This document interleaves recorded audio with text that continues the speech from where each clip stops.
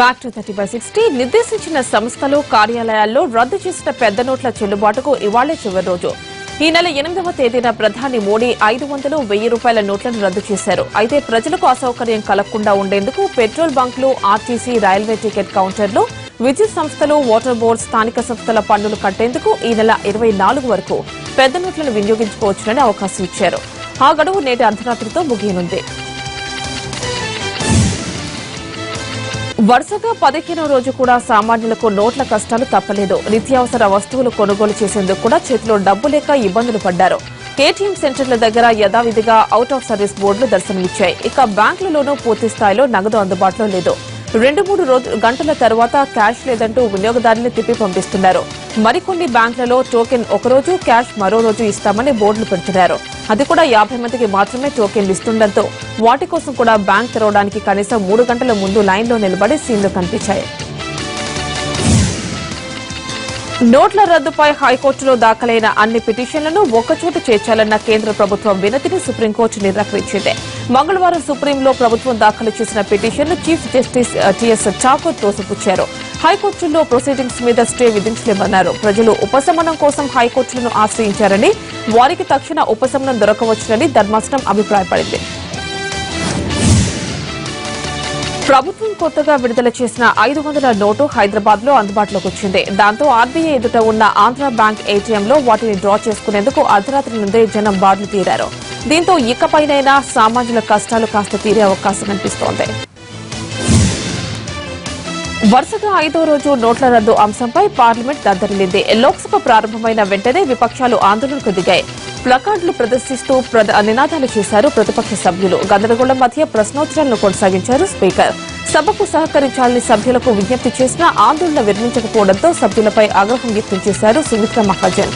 ఇక నోట్ల రద్దు చేపట్టిన తర్వాత తొలిసారిగా లోక్సభకు హాజరైన ప్రధాని మోడీ మౌనంగానే ఉన్నారు. రాజ్యసభలోనూ సేమ్ సీన్ కనిపించింది. సభ ప్రారంభం కాగానే బాలమురళీ కృష్ణతో పాటు 2 మాజీ సభ్యులకు నివాళులర్పించారు. ఆ తర్వాత అంతా గందరగోళమే. కాంగ్రెస్, బీఎస్పీ, సిపిఎం ఏకతాటిపైకొచ్చి ప్రభుత్వాన్ని ఇరుకున పెట్టే ప్రయత్నం చేశాయి. జనం తమ డబ్బులు తాము వాడుకోలేని దుస్థితిలోకి వెళ్లిపోయారని ప్రతిపక్షాలు విమర్శించాయి.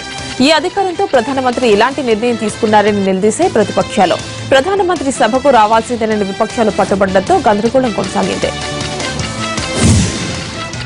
రాజ్యసభ డిప్యూటీ చైర్మన్ కురియన్ కు కోపం వచ్చింది. సభను అడ్డుకునే సభ్యులకు అప్పుడప్పుడు చివాట్లు పెట్టే కురియన్ డోస్ మరింత పెంచారు. నల్లధనం, పెద్ద నోట్ల రద్దు వ్యవహారంపై ఓ సభ్యుడు మాట్లాడుతుండగా అధికార పార్టీ ఎంపీలు అడ్డు తగిలారు. దీంతో కురియన్ కు కోపం నశాలను కంటింది.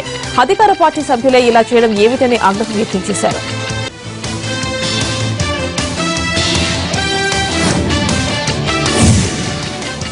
పెద్ద నోట్ల రద్దుపై దేశవ్యాప్త ఆందోళనకు సిద్దమవుతోన్న వామపక్షాలు న్యాయ పోరాటం కూడా ప్రారంభించాయి. పాత నోట్లను డిసెంబర్ 30 వరకు అనుమతించాలంటూ సిపిఎం సుప్రీంకోర్టును ఆశ్రయించింది.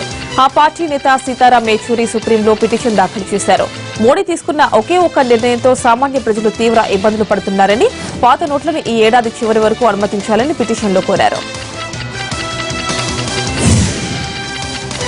పెద్ద నోట్ల రద్దు ప్రజలకు తీవ్ర ఇబ్బందులు తెచ్చిపెడుతుండటంతో మరికొన్ని వెసులుబాట్లు కల్పించింది కేంద్ర ఆర్థిక శాఖ. డెబిట్ కార్డులు వినియోగించే వారికి కూడా కాస్త ఉపశమనం కలిగించారు.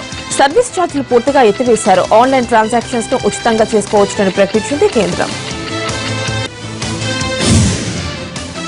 కొత్త నోట్లకు సరిపడే విధంగా ఏటీఎంలను పునరుద్దరించే పనులు వేగంగా జరుగుతున్నాయి. దేశవ్యాప్తంగా 82,000 ఏటీఎంలను పూర్తి స్థాయిలో అందుబాటులోకి తెచ్చారు.